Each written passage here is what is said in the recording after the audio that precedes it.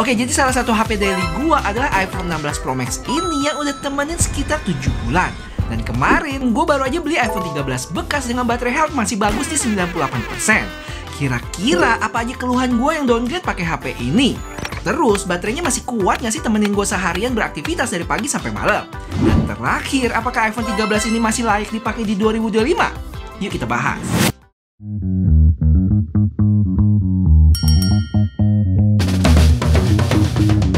Oke guys, sebelumnya gue lupa kasih tahu kalau untuk pindah atau setup si iPhone 13 ini sebenarnya cukup gampang ya, karena gue itu login di satu ID Apple yang sama. Gue nggak sempat shoot progresnya sih, tapi kurang lebih sama kayak pengalaman adik gue yang pindah dari iPhone 8 Plus ke 16 Pro.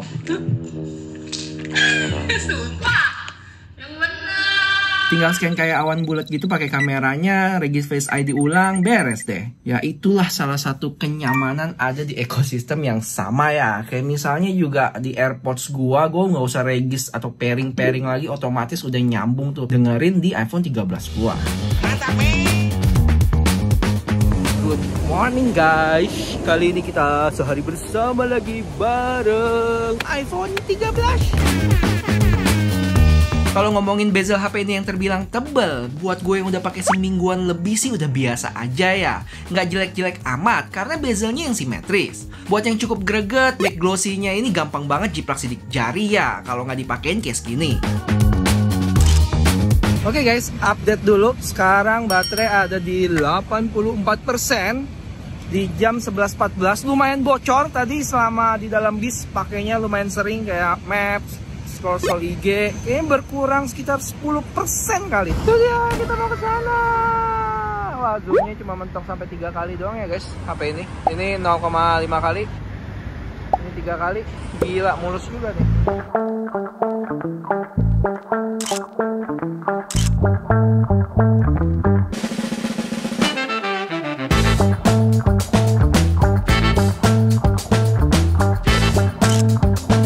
Oke, salah satu yang menurut gue cukup menarik dari iPhone 13 ini adalah support MagSafe-nya ya, yang emang awalnya cukup dianggap remeh, tapi sekarang gue lumayan ketergantungan sih, karena gue udah lumayan punya banyak aksesorisnya. Kayak misalnya di rumah, gue ada chargeran yang selalu siap di meja tuh, jadi tinggal tempel aja bisa ngecharge. Atau powerbank yang gue pakai sekarang support MagSafe, jadi tinggal tempel aja. Terus nggak cuma per chargeran, tapi buat gue bikin konten kayak mounting MagSafe ini juga cukup kepake, tinggal tempel aja. Ada yang berbentuk tripod gitu, ada juga yang dikalungin buat dapet shoot POV. Buat yang kepo detail sama harga, nanti gue bakal taruh produknya di video.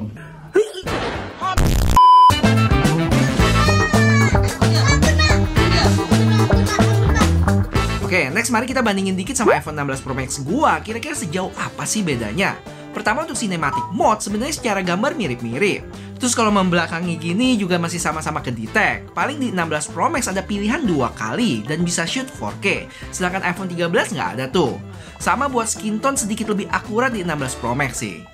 Kalau untuk video biasa, misalnya selfie ini agak susah dibedain. Punya dynamic range yang mirip juga. Paling secara skin tone di iPhone 13 agak kekuningan. Terus buat video belakangnya mirip juga ya, dengan gambar yang sedikit lebih warm atau kekuningan di 16 Pro Max. Habis itu perpindahan lensa gue juga lebih suka di 16 Pro Max yang lebih mulus aja speednya dibanding 13 yang sedikit kecepatan. Sedangkan kalau udah ngomongin zoom, barulah 16 Pro Max ini terlihat lebih baik ya. Untuk zoom mentok iPhone 13 itu di 3 kali, terlihat 16 Pro Max masih lebih baik. Habis itu 16 Pro Max juga masih bisa zoom ke 5 kali yang pindah ke telefoto dan mentok di 15. Hal ini sama buat fotonya, untuk zoom mentok di 5 kali iPhone 13 masih lebih detail di 16 Pro. Selebihnya mirip aja. Kecuali kalau kita crop lagi gambarnya, baru kelihatan detail di 16 Pro Max lebih berasa. Cuma ini untuk daylight ya, gimana dengan low light? Nanti kita bahas. Oke guys, kita update dulu. Sekarang mau keluar makan jam 12:30. Baterai ada di 69% ya. Tadi di outdoor pakai kamera lumayan hangat nih, HP-nya berasa.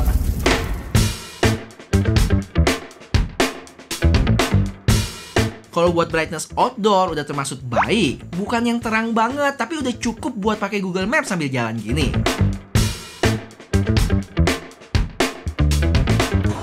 Nggak ada ultrawide guys, nggak ada autofocus ultrawide-nya guys.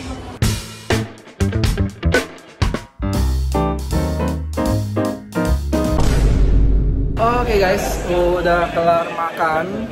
Sekarang update dulu jam 2. Baterai ada di 51% ya. Sekarang kita mau ke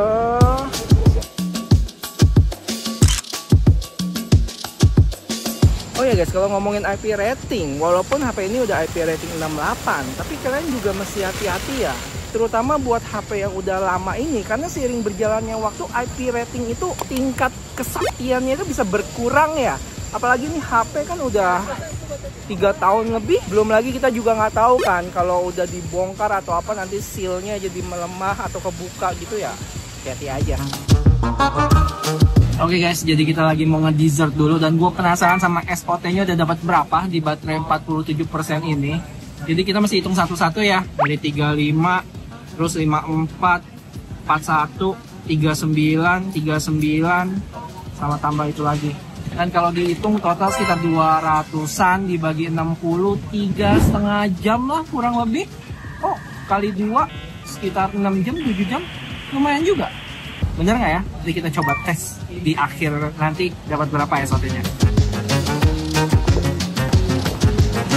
Oh ya guys, jadi iPhone 13 gua ini kan storage-nya 128 ya.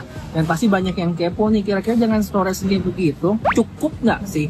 Dan gue bisa bilang kalau kalian kagak nge-game, menurut gue sih cukup-cukup aja ya. Dan ini terlepas dari foto sama video. Nih, misalnya gue tunjukin HP gue sekarang itu masih sisa 50 GB ya. Dan kalau kalian perhatiin, yang paling gede satu nih, Genshin Impact di 30-an giga. Jadi maksud gue kalau kalian emang kagak nge-game tuh udah lumayan tuh, masih sisa 80-an giga.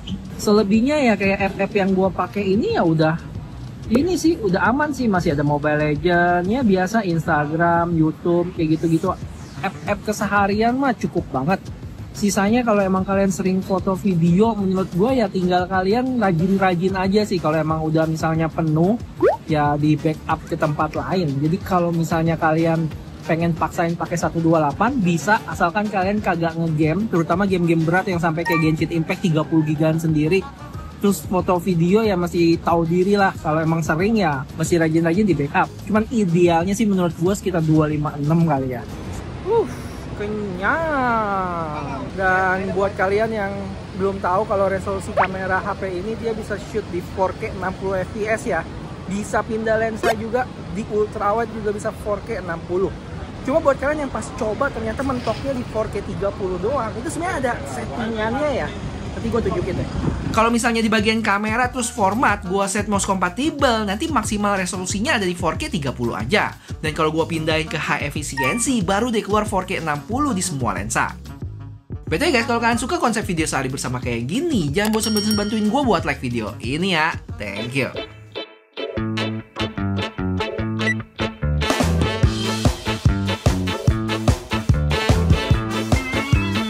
Oke guys, nyampe rumah juga dan update dulu baterai di 31%, jam 3:30 lewat. Betul guys, buat kalian yang kepo sama performance dari HP ini, kalau kita mengacu ke video gua yang kemarin tuh tawuran sama A56 sama S24 FE, untuk benchmark sih si iPhone ini ada di tengah-tengah ya. Tapi menariknya saat tes gaming, FPS rata-ratanya itu yang paling tinggi loh. Di 54,7 FPS untuk Genshin Impact rata kanan, highest 60 FPS selama 20 menit. Habis itu ada S24 FE dan terakhir A56.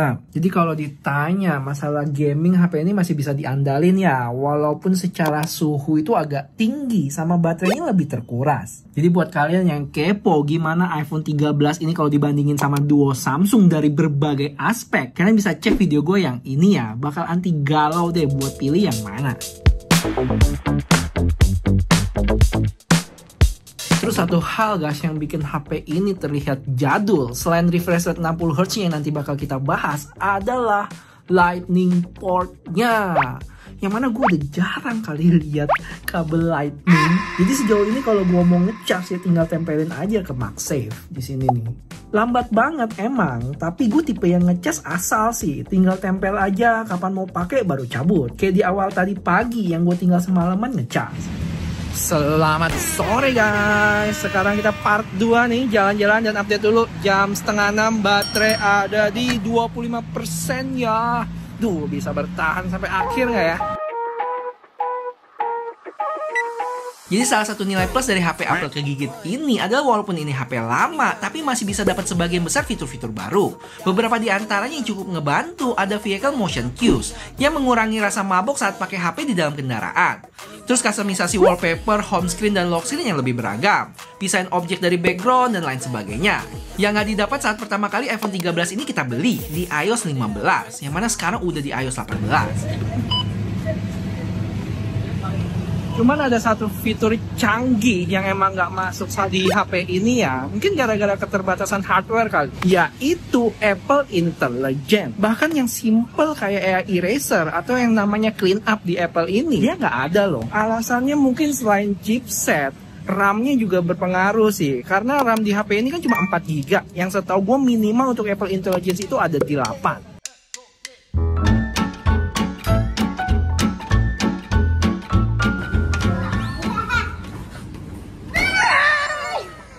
I got something for you. You like it?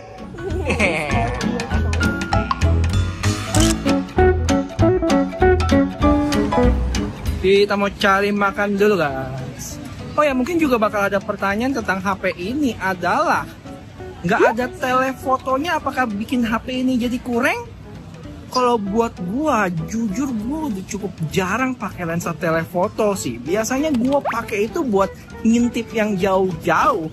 Atau misalnya kalau lagi mau foto orang, objeknya itu kejauhan baru tuh pakai telefoto. Tapi itu pun sesekali doang sih kepakainya. Jadi untuk kasus gua nggak terlalu berimpact sih. Kecuali kalau ngomongin ultra wide, lumayan sering kepake buat dapetin perspektif yang lebih luas. Oh ya guys, update dulu. Sekarang jam 7:30, baterai ada di 14%. Sopinya berapa ya? Makan dulu.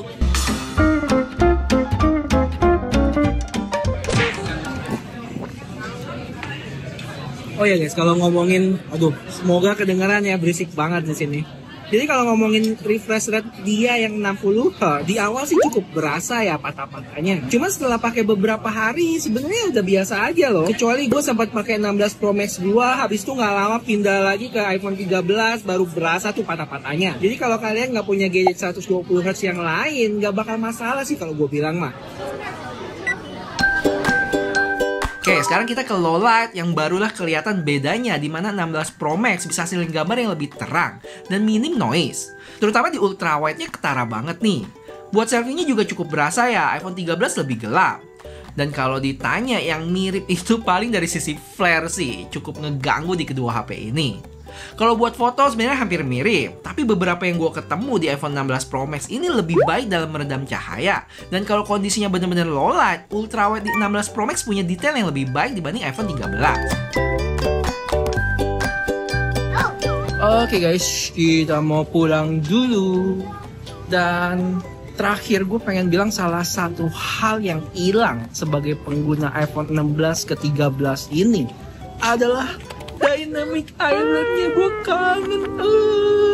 Makin kesini makin berasa ya kalau si Dylan ini cukup ngebantu. Yang paling ketara itu ya saat order Grab sih. Biasanya kan live notification-nya itu bakal nongol di Dynamic Island, kasih tahu kapan nyampe dan kita bisa buka app apapun. Tapi kalau notch kayak gini nggak kelihatan statusnya. Terus juga kalau misalnya kita lagi dengar musik atau nonton YouTube, terus kita ke home atau pindah ke app lain bentar, nanti YouTube-nya kan biasa bakal nongol di Dylan, dan kapanpun kita bisa tap Dylan-nya buat balik lagi ke YouTube.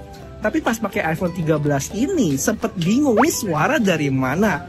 Jadinya kita mesti ke notif dulu baru dipencet tuh YouTube yang lagi jalan. Cuma kalau kalian belum pernah pakai Dynamic Island, menurut gua nggak bakal masalah sih. Ini cuma perspektif dari seorang pengguna Dylan ke yang pakai notch. Habis itu sampai rumah jam 9:30 dengan baterai di 4%. Berapa SOT-nya? Dapat di 6 jam 8 menit ya. Dengan pemakaian paling banyak ada di IG, terus kamera, YouTube, Google Maps, dan lainnya. Yang menurut gua nggak bisa dibilang awet juga sih. Apalagi kameranya gue pakai cuma total setengah jam aja. Dan nggak sempet ngegame loh. Tapi nggak bisa dibilang bocor juga ya. Untuk pemakaian normal yang nggak nempel terus sama HP, menurut gua masih aman. Oke, kesimpulan. Jadi iPhone 13 ini punya video yang bagus ya. Konsistensi gambar untuk lensa wide dan ultra wide patut diacungi jempol untuk daylight ya. Terus bisa shoot video sinematik yang hasilnya rapi. Cuman kelemahannya nggak bisa shoot jauh aja sih, karena nggak ada telefoto. Terus buat ultra wide low light baru kelihatan penurunan kualitasnya tuh. Untuk bezel tebel dan 60 Hz-nya buat gue pribadi, setelah kalian pakai beberapa hari, mata bisa menyesuaikan kok. Jadi harusnya nggak masalah. Cuman ya agak keki aja sih, HP seharga gini yang masih belum bisa 120 Hz. Habis itu kalau ngomongin performance-nya juga cepet nih, ngegame juga bisa dapat FPS tinggi. Paling secara baterai aja sih bakal lebih terkuras, terutama buat aktivitas-aktivitas berat. Kalau suhu saat gue pakai lamaan dikit ada berasa sih lebih hangat. Cuman kalau kalian pakai case harusnya bakal lebih teredam. Overall, gue cukup happy ya pakai iPhone 13. Apalagi kalau kalian emang ada di ekosistem Apple. Dan perlu diingat, dari sisi software, kalian masih bisa dapat sebagian besar fitur-fitur terbaru yang ada di iOS 18. Sampai 2-3 tahun ke depan. Paling buat temen-temen yang mau beli second, mesti hati-hati aja ya. Pastiin emailnya aman tuh. Terus mesti tahu juga pernah dibongkar atau belum nih, beserta baterai health-nya. BTW gue beli di Singapura ini seharga 438 Singapura dolar atau dirupiahin sekitar 5,5 juta untuk storage 128GB dengan baterai health 98% tadi. Dan terakhir, masih butuh dibikinin konten tentang iPhone 13 ini nggak? Mungkin dibandingin sama HP apa gitu? Kasih tahu di komen ya.